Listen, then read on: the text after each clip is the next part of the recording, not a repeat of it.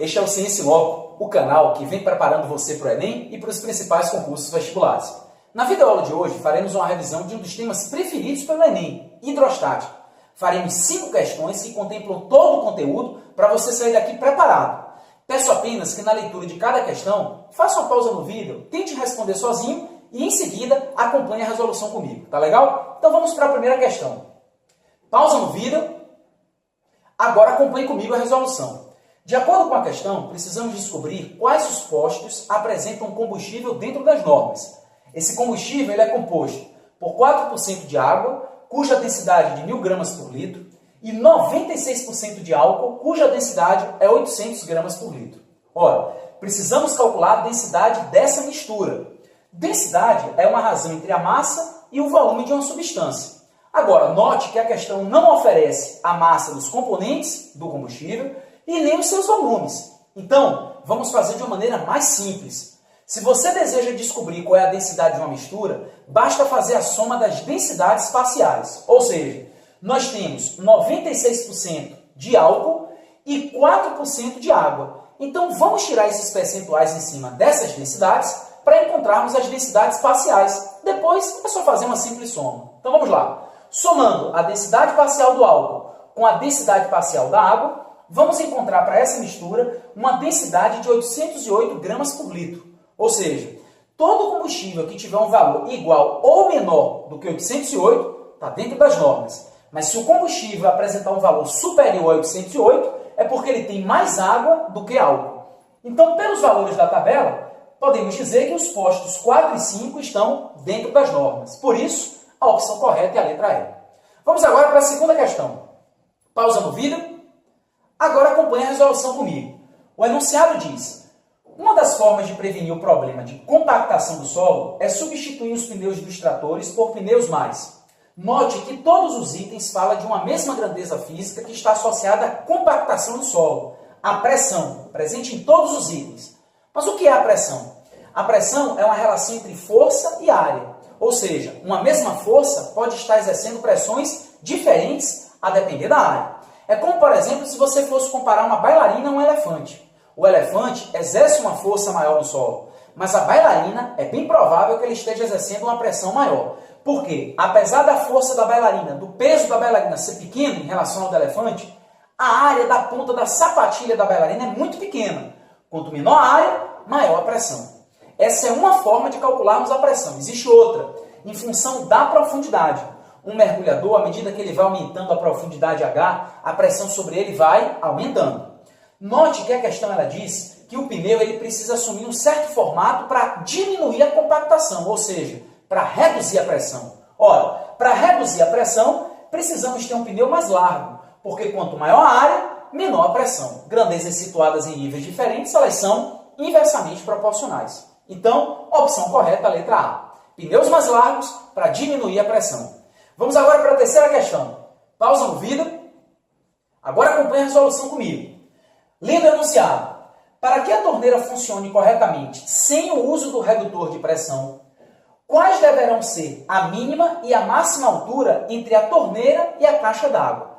Note que a questão diz que ela quer sem o redutor de pressão. Sem o redutor de pressão, a gente vai descartar essa segunda parte aqui da questão, que é com o redutor. Sem o redutor, a pressão mínima deve ser de 18 kPa e a máxima 38 kPa.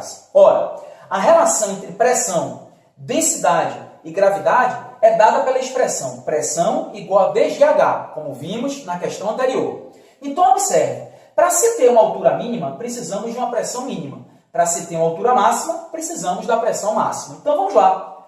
Para uma pressão mínima de 18 kPa, vamos encontrar a altura mínima. Substituindo, 18 kPa são 18 vezes 10 a terceira pascais.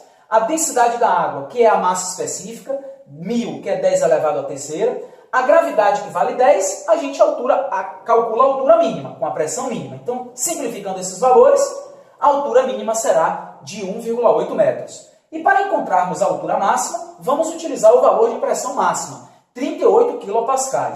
Fazendo a transformação, 38 kPa são 38 vezes 10 a terceira pascais, densidade da água 10 a terceira, gravidade 10, simplificando, vamos encontrar uma altura máxima de 3,8 metros. Então, opção correta, a letra A. Vamos então para a próxima questão. Pausa no vídeo. Agora acompanhe a resolução comigo. A questão ela faz referência a um mecanismo capaz de multiplicar a força, a prensa hidráulica. Veja como funciona uma prensa. A prensa é dotada de dois êmbolos móveis que apresentam áreas diferentes. Entre esses êmbolos existe um fluido, de forma que à medida que você aplica a força em um êmbolo, essa força será multiplicada para o êmbolo de área maior. Por que será multiplicada? De acordo com o teorema de Pascal, um acréscimo de pressão em um fluido tem que ser distribuído integralmente para todos os seus pontos. Ou seja, o acréscimo dado no êmbolo associado ao motor tem que ser distribuído integralmente para o êmbolo onde está situado o cadeirante. Lembre, pressão é força sobre área. Então podemos dizer que a força associada ao êmbolo do motor sobre a área associada ao êmbolo do motor tem que ser igual à força associada ao pistão, onde está o motor, sobre a área desse pistão. Isso aqui está me dizendo que um aumento de força é proporcional a um aumento na área. Ou, se você preferir, uma redução na força é proporcional à redução da área. Em outras palavras, a força que o cadeirante exerce na plataforma é equivalente ao seu peso. Note, o peso, a massa da pessoa vale 65, a massa da cadeira vale 15 e a massa da plataforma vale 20. Ou seja, o conjunto tem uma massa de 100 kg. Multiplicado pela gravidade, que é 10 metros por segundo ao quadrado, podemos dizer que a força exercida nesse êmbolo é equivalente a 1000 newtons, é equivalente ao peso. Veja, se a questão diz que a área desse êmbolo é 5 vezes maior do que a área do motor, podemos dizer que a área associada ao motor é 5 vezes menor do que a área do pistão. Como você acabou de ver, uma redução de 5 vezes na área vai promover uma redução de 5 vezes na força. Então, se eu tinha 1000 newtons, reduzindo 5 vezes, eu passo a ter 200 newtons como sendo a força exercida pelo motor da bomba. Opção correta, letra C. Vamos então para a quinta questão. Pausa no vídeo. Agora acompanhe comigo a resolução. Note que os trabalhadores vão precisar erguer uma escultura de ferro maciço numa piscina vazia. Não vai ser nada fácil. Por quê? Porque a força dos trabalhadores deve ser superior ao peso que essa escultura apresenta, ou seja, que ela sofre ação. Nesse caso, você deve lembrar que o peso é a massa vezes a gravidade, ou seja, os trabalhadores precisam, no máximo, para equilibrar a escultura, ter uma força equivalente ao peso dela. Mas quando você coloca água na piscina, essa escultura ela fica aparentemente mais leve. Por que aparentemente mais leve? Porque o peso dela não muda, a massa da escultura continua a mesma e a gravidade também. Mas quando os corpos estão imersos ou parcialmente imersos em um fluido, eles sofrem a ação de uma força ascendente, o que torna esses corpos aparentemente mais leves. Essa força ela é chamada de empuxo e pode ser calculada pelo produto da densidade do líquido, do volume do líquido deslocado pelo corpo e da gravidade. É o devagar. Então, a partir de agora, note que essa força empuxo vai estar ajudando os trabalhadores a erguer a escultura. Então, vamos agora apresentar os itens. Então, se a piscina for preenchida com água, ficará mais fácil para os trabalhadores removerem a escultura, pois, letra A escultura flutuará. De forma alguma, ela é formada de ferro maciço. O ferro é mais denso, então ela não vai flutuar.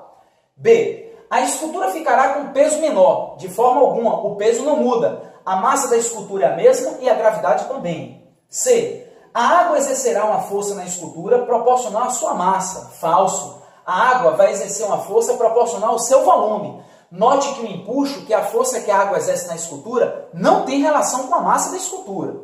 D, a água exercerá uma força na escultura para baixo. Falso. Se ela exercesse uma força para baixo, a escultura ficaria aparentemente mais pesada. E a opção é, a água exercerá uma força na escultura proporcional ao seu volume e para cima. Esta força se somará com a força dos trabalhadores, podendo resultar em uma força ascendente maior que o peso da escultura. Essa é a opção correta. Pronto, essa foi a nossa videoaula de hoje. Um grande abraço e até a próxima.